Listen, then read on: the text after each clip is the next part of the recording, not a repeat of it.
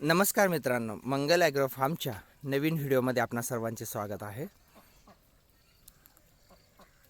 आपण बऱ्याचदा डायरेक्ट एखादी गोष्ट करतो, म्हणजे जसं की मोकळ्या कोंबड्या सोडल्या म्हणजे आपल्याला असं वाटतं की मुक्त संचार पद्धत झाली, पण ते असं होत नाही. त्यासाठी आपल्याला त्याच्या मागे काय काय गोष्टी करायला लागतात ह्या सगळ्यात महत्त्वाच्या असतात. आता यामध्ये तुम्हाला सगळीकडे झाडं दिसतील, जेणेकरून पक्षी यामध्ये येऊ शकत नाही. आणि झाडं पण एकदम जवळपास 25-25 फुटाची उंच आहेत. त्यामुळे या ज्या खाली तुम्हाला इतक्या मस्त कोंबड्या चरताना वगैरे खाताना दिसत आहेत, या इतक्या बिनधास्त कधीच राहू शकत नाही जर या पद्धतीने झाडं नसतील तर. यामध्ये झाडांमुळे खूप चांगली सावली पण येते आणि आपण वारंवार यामध्ये पाणी सोडल्यामुळं पूर्ण वातावरण जे आहे हे AC स्वरूपात तयार होतं.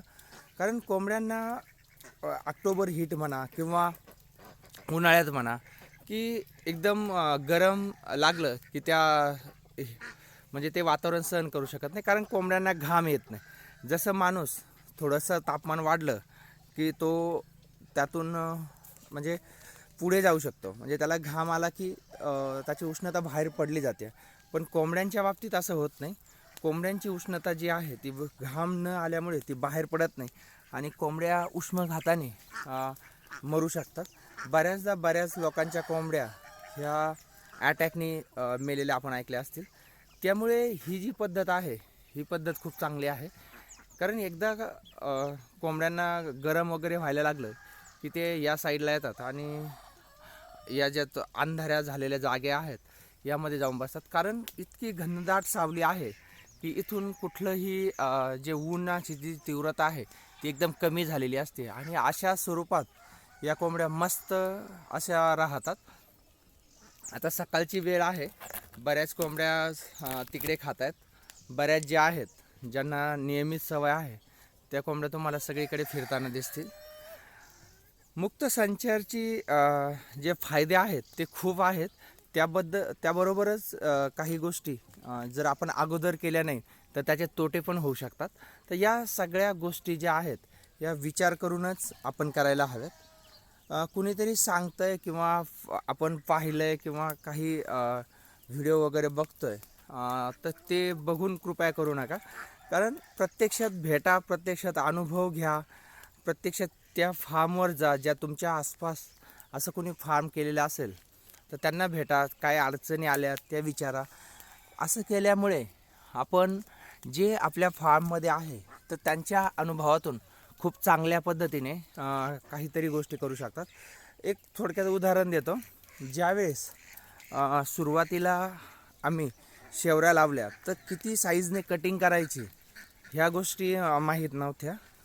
त्यामुळे आम्ही जवळपास छोट्याल्याच शेवऱ्या असताना कट केल्या.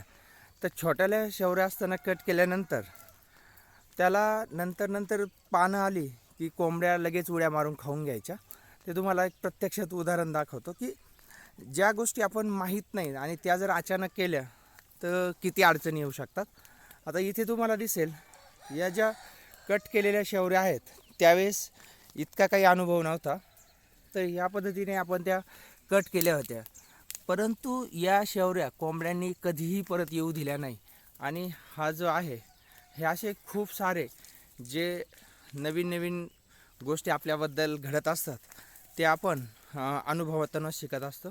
या पद्धतीने ह्या ज्या आमच्या शेवऱ्या आहेत या पूर्णतः वाया गेल्या.